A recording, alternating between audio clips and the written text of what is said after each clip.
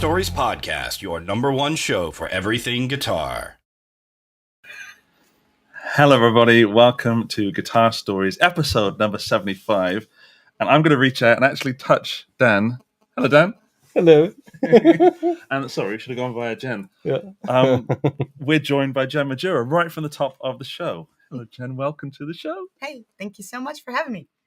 It's great Again, to have right? you. It's my Again, second yeah. time. Yeah. Yeah, we did a live stream earlier auf Deutsch. And Andy did so great. He did fantastic. Yeah. And people were surprised that he actually talks German. And he could actually speak German words, and it makes sense. It's not just Was it blah, blah, blah, coherent? blah, blah. Yeah, it was coherent. It was amazing. It just, for me, it was like I came at the end of the tunnel. I was like, what was that? But we made a break and had some dinner, and now we're back for the Guitar Stories podcast. Yeah, we have some picks of the week of gear. Again, slightly different. Unexpected, yeah. Unexpected gear picks this week. Let's say hello to some people in the chat before we dive into it. Hello, Valeria, of course. Hi, Val. Hello, Poo Ninja. Hello, Hello. Sarang. Hello, Michiel. Michiel, thank you for the super chat. Your question will be answered very soon. I think you're going to pop off. Maria and Lucas. And we will, of course, say hello to others. I have it on my phone this week because we can't reach and press buttons because we're all in the same room. I don't believe it, Dan. Yep. This is a first. It's a first, yeah. So cool. I mean, we've done some sort of thing at Henning's event last week. We did the crossover with 60 Cycle Ham that yeah. nobody watched. We did the first episode right. on the plane on the way to Nam in Yep. 2020. 2020. Yeah. And now we've got an episode 75, 3/4 of a century. Yep. I don't think we can have a better 3/4 of a century show with Jen Majura, our friend and colleague. And yeah. Okay. Well, I know you will have plenty of questions for Jen. Please keep them and keep them for a little bit because we're going to do gear picks. We're going to do guitar news. We're going to talk about a certain concert we all went to the other night. Absolutely. But first, I have a question for Jen, and that is For me? Yeah, I have a question for you, Jen. I want to talk about your recent departure from the band Evanescence. I want to ask, how are you doing? Oh, that's nice. It's a tricky question to answer these days, to be honest. Considering the fact that I feel like I had the best day of my life, one of the best days of my life yesterday. But time heals all the wounds. That's what they say, and I believe in that. And I think it does. I'm doing okay. I'm really doing okay. And I'm fascinated. I'm just fascinated because a huge amount of people reached out via comments, via text messages, emails. I received so much support and love and understanding that really warms my heart and makes me so happy. And there's this tiny little 1% that's very interesting. For example, I received messages like, can I say fuck on this channel? Yes. Of course. Okay. So they said Majura, go fuck off and die. We never wanted you in the first place in this band. And you know what? It would be really interesting to get a psychological profile of one of these weirdos because, no, I mean, look at it. Yeah, no. I am no longer part of your ultimate favorite band. That's a given. Why should I be dead? Yeah. Shouldn't you be happy? Shouldn't you be dancing, throwing parties, being like, yay, finally? So I don't understand that. I really don't. Oh, and the very opinionated ones. It's so much gossip out there. And the ones that go I know what happened. Listen to me, people. I know the truth. And I'm kind of do you? Huh, interesting. Who are you again? It's just a lot of opinions out there. And I see all these comments. And I mean, I had a beautiful time. I had beautiful 6 years. I carry wonderful memories. I mean, I went to Japan, Australia, South America. It was fantastic. So it was a business decision. And why would a business decision turn me or any other person into an evil human being?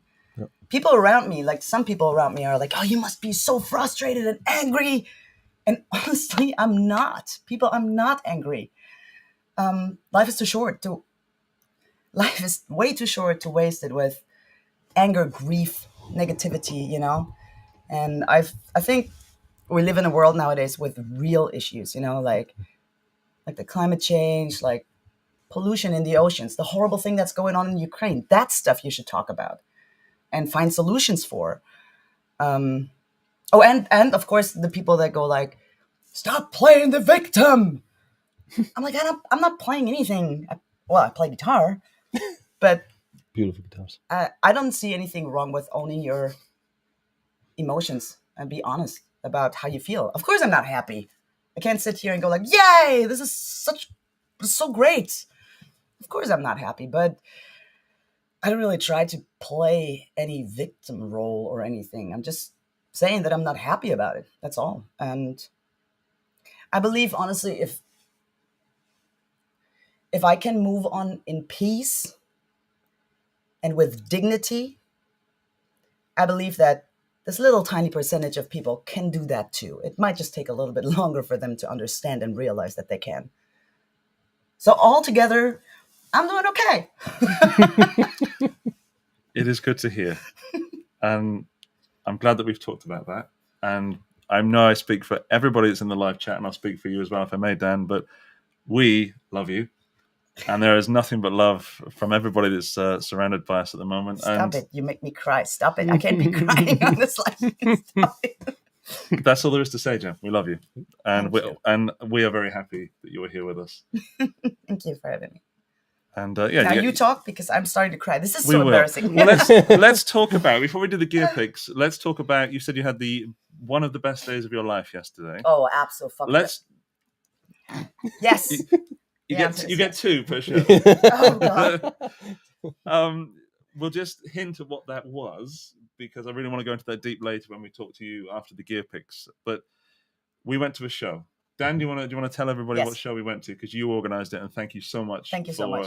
Inviting us. You're welcome. Thanks to Mike and Steve Vai's team, because we were able to attend the show in Nuremberg, a Steve Vai show, in Violate tour. I think his whole band and Steve himself, they're very, they had itchy feet and wanted to go on the road, and COVID kind of prevented them from actually going out and play their music. So it was great to have them back. We were at Hirsch in Nuremberg. It was crowded.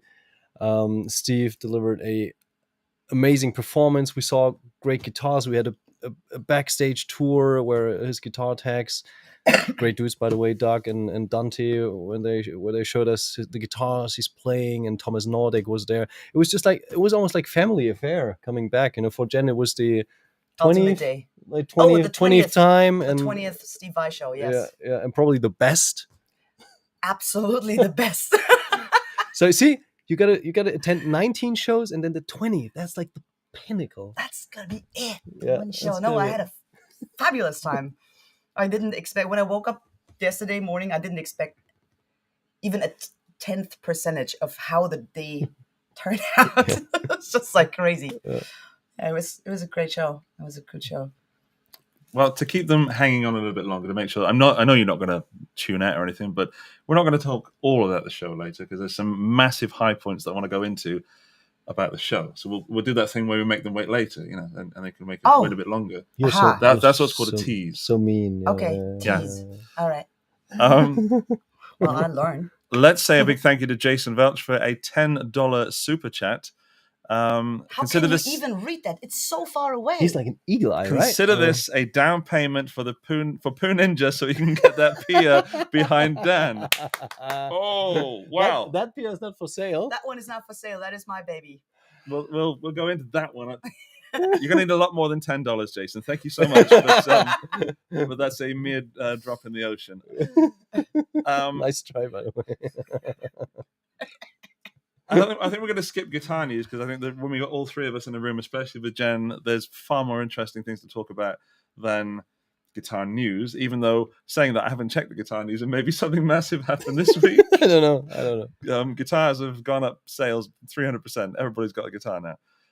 But I do want to do the gear picks, because from a personal point of view, I have no idea what Jen has picked, and she's got it with her.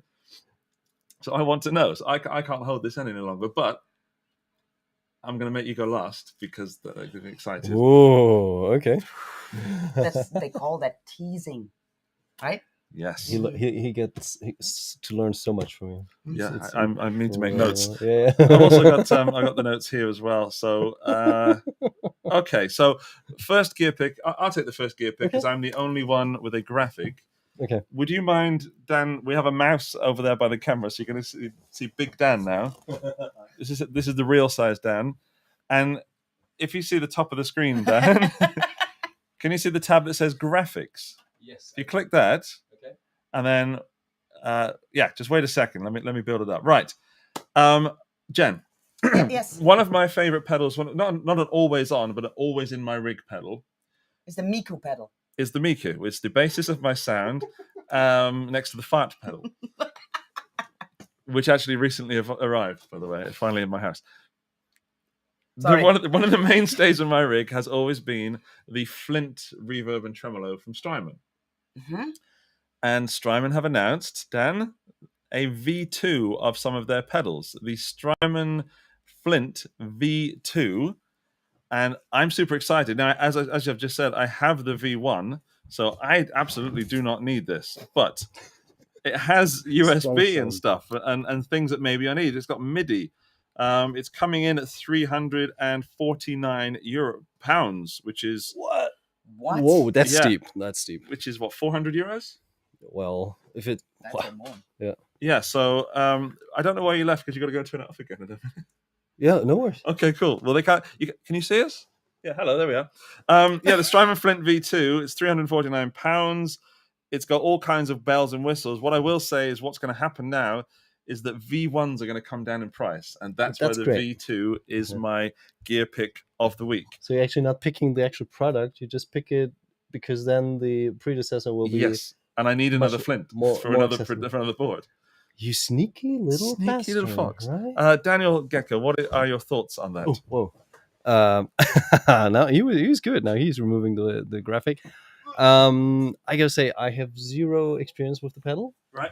But I've heard so much positive feedback about it from you and also from others that it's kind of interesting to see. I still don't really have wrapped my head around the differences between both units. MIDI, USB, new is better, blah blah. Yeah, that's like really like what you just mentioned. It's more like a little bit of a like icing on the cake, but it's not like kind of changing the substance. So that will be interesting to see how much different it really is when it comes down to the modulation effects. But apart from that, like you said, it's always great to have new pedals, and if the previous ones get more accessible for people so they can try out and get enthused about the old one, that's cool. But I don't really have an opinion about that.